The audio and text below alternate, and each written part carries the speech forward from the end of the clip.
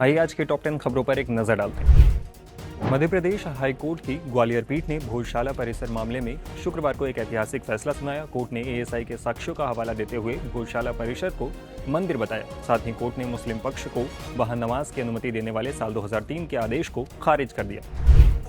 बहुत ही हिस्टोरिकल फैसला आज Indore bench of Madhya Pradesh high court का आया है और मैं बताना चाहता हूं कि 30 सितंबर 2010 को राम मंदिर का 3 जजेस की खंडपीठ की तरफ से फैसला आया था, लखनऊ बेंच का, इलाहाबाद हाईकोर्ट का। उसके बाद वो मामला 9 नवंबर 2019 को सुप्रीम कोर्ट से फाइनल हुआ।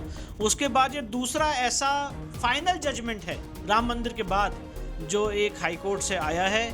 और इसमें सबसे महत्वपूर्ण बात यह है कि जो सदियों से हिंदू समाज के लोग यहाँ पे लड़ाई लड़ते आए हैं और ये मांग करते आए हैं अपने तर्कों के आधार पे, अपने तथ्यों के आधार पे, कि इस पूरे मंदिर का जो परिसर है, ये जो पूरा परिसर है, ये हिंदू मंदिर का परिसर है। राजा भोज ने इसको बनवाया था। माँ सरस्वती, माँ वाग देवी का परिसर है, संस्कृत स्कूल ऑफ लर्निंग है। इन सारी बातों को आज हमारे आर्गुमेंट्स को कोर्ट ने पूर्णतः माना है। और जो यहाँ पे 7 अप्रैल 2003 को आर्कियोलॉजिकल सर्वे ऑफ इंडिया ने गलत आदेश पारित किया था, जिसमें मुस्लिम पक्षकारों को यहाँ पे हर फ्राइडे को नमाज पढ़ने की अनुमति दी थी, कोर्ट ने आज उसको सिरे से नकार दिया है, सेट असाइड कर दिया, खारिज कर दिया है। और यहाँ पे हमें पूजा पाठ का कंप्लीट अधिकार दिया गया है। कोर्ट ने यह भी कहा कि जो माँ सरस्वती, माँ वाग देवी की प्रतिमा ब्रिटिश म्यूजियम लंदन में रखी हुई है, उसको वापस लाने के लिए जो हमारे प्रत्यावेदन है, सरकार उस पर गौर करे। साथ ही साथ कोर्ट ने यह भी कहा है कि ये पूरा जो एरिया है ये एएसआई के कंट्रोल में है, एक्सक्लूसिव कंट्रोल में है, और जो हिंदू पक्षकार हैं उनको पूजा पाठ की अनुमति दी जाए। मुस्लिम पक्षकार जो यहाँ पे नमाज अदा करते चले आए, कोर्ट ने कहा है कि अगर वो अपना एक रिप्रेजेंटेशन सरकार को देते हैं तो धार शहर के अंदर कोई एक उनको ऑल्टरनेट लैंड देने पर सरकार विचार करे। प्रधानमंत्री नरेंद्र मोदी का 180 मिनट का यूएई दौरा बेहद अहम रहा। पीएम मोदी और राष्ट्रपति मोहम्मद बिन जायद अल नाहयान के बीच द्विपक्षीय बैठक हुई। एलपीजी सप्लाई को लेकर दोनों देशों के बीच अहम समझौता हुआ। इसके अलावा स्ट्रेटेजिक पेट्रोलियम रिजर्व, रक्षा सहयोग और वडिनार में शिप रिपेयर क्लस्टर को लेकर एमओयू भी साइन किए गए। अमेरिका से जारी तनाव के बीच ईरानी विदेश मंत्री अब्बास अरागची ब्रिक्स सम्मेलन के लिए नई दिल्ली में हैं। इस दौरान उन्होंने एक प्रेस कॉन्फ्रेंस को संबोधित किया। अरागची ने कहा कि ईरान किसी भी दबाव और कार्रवाई का विरोध करेगा। उन्होंने कहा, हमारे पास अमेरिकियों पर भरोसा करने की कोई वजह नहीं है। नीट यूजी की 21 जून को दोबारा परीक्षा होगी। वहीं ये परीक्षा अगले सत्र से ऑनलाइन होगी। इसका ऐलान शुक्रवार को केंद्रीय शिक्षा मंत्री धर्मेंद्र प्रधान ने किया। इस दौरान धर्मेंद्र प्रधान ने माना कि 3 मई को हुई नीट यूजी 2026 की परीक्षा के पेपर लीक हुए थे। अभी एनटीए ने नीट यूजी का नई परीक्षा की तिथि घोषणा किया है। 21 जून को री एग्जामिनेशन की डेट घोषणा की है।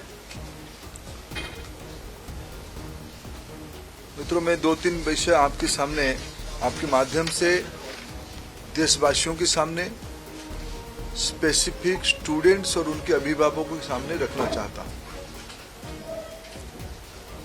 हमारी सर्वोपरि प्राथमिकता है छात्रों की भविष्य, उनकी परिश्रम के प्रति संवेदनशीलता सरकार की सदैव है।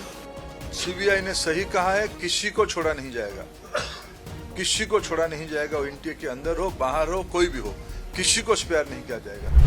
पश्चिम बंगाल की शुभेंदु अधिकारी सरकार ने शुक्रवार को आरजी कर मामले में बड़ी कार्रवाई की। मुख्यमंत्री शुभेंदु अधिकारी ने बताया कि कोलकाता के पूर्व पुलिस कमिश्नर विनीत कुमार गोयल सहित कई वरिष्ठ पुलिस अधिकारियों के खिलाफ विभागीय जांच शुरू की गई है।